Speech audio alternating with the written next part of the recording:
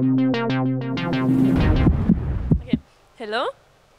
My thesis was about simulations of VLBI observations with the Onslow Twin Telescope. The motivation behind this project was the VLBI 2010 concept, which was developed by the International VLBI Service for Geodesy and Astrometry, with the goal of improve the accuracy of the VLBI system to 1 millimeter for station position. It's okay. You did not hear me. That's actually good. And 0.1 millimeter per year for station velocity. In VLBI, radio signals emitted by natural radio sources are recorded at least 2 telescopes on the Earth. And after a data correlation, the time delay and the distance between the 2 telescopes can be calculated. And with a whole network of radio telescopes on the Earth, plate movement or Earth orientation can be calculated. So for my thesis, I used the CONT11 network, which demonstrates the highest accuracy of the current VLBI system. It's a 15 days continuous observation, and it was in September 2011. 13 stations took part in this observation, and one of those stations is the Onslow 60 telescope, which is located in Sweden, and it's 40 kilometers south of Gothenburg. This Onslow 60 telescope the Onslow Twin Telescope will take over the function of the Onslow 60 telescopes soon. So we hope that 2016 the Onslow Twin Telescope can take over the function. For twin telescopes, there are additional observing modes. There is the continuous mode, where one telescope is observing a source while the other one is looking to the next source.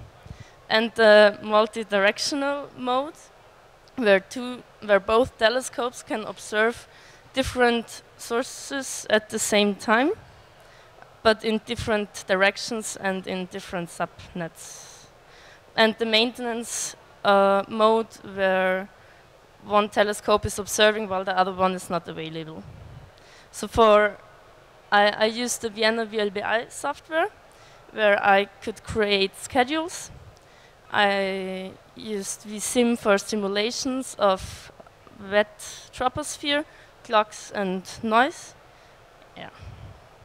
And so I created 6 schedules with a source-based strategy, which means that the sources are chosen without respect to the individual stations.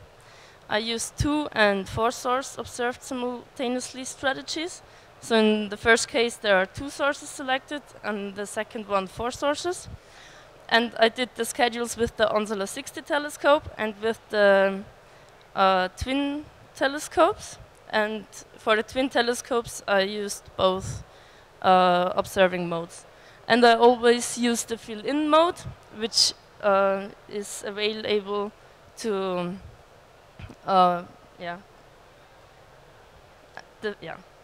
just leave it. So the results, I calculated the baseline repeatability and compared the 6 schedules. And here it's seen that the Onslow Twin Telescope in the continuous mode got the best baseline length repeatability. With 4 sources, it's better than with 2 sources. But yeah, continuous mode, with the Onsela 60 telescope, also the 4-source schedule was better, but in the multi-directional mode, the 2-source schedule was better. Then I compared the baseline length. Yeah, sorry. That's how the baseline length repeatability is with all the baseline in Onsela, and it's also seen that the twin telescope in continuous mode is the best. I compared the numbers of observation, and here it's seen that the 2-source strategy is around 500 observations, get 500 observations more per day at each station. In Onsela it's around 1,000, and the continuous mode is better than the multi-directional mode in number of observations. And in the number of scans, it's the other way around. It's the 4-source strategy is better than the 2-source strategy, but also the continuous mode is the best. And the reason for that is because the size of subnets are smaller with 4 sources selected than with 2. The comparison of the Zenit-Wet delays shows that the Onsela Twin Telescope in continuous mode with 2 sources got the best results at all the stations. And in the Earth orientation parameters, nutation is better than polar motion, and the 4 sources are always better. And there is no trend in the clock offset. For the station position, I used the Onsela continuous mode with 4 sources because it got the best results in baseline length repeatability. And yeah, there is no real correlation between northeast and up positioning.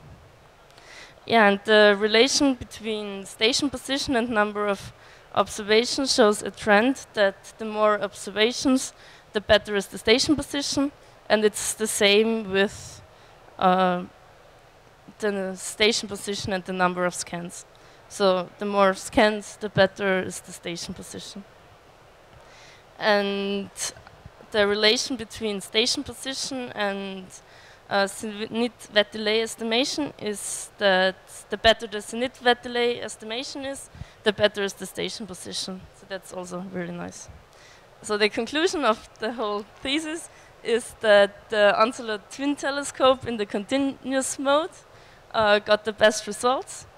If for station position estimation, the 4-source strategy was better, and for the Zenit-Wet delay, the 2-source strategy was better. And thanks for your attention.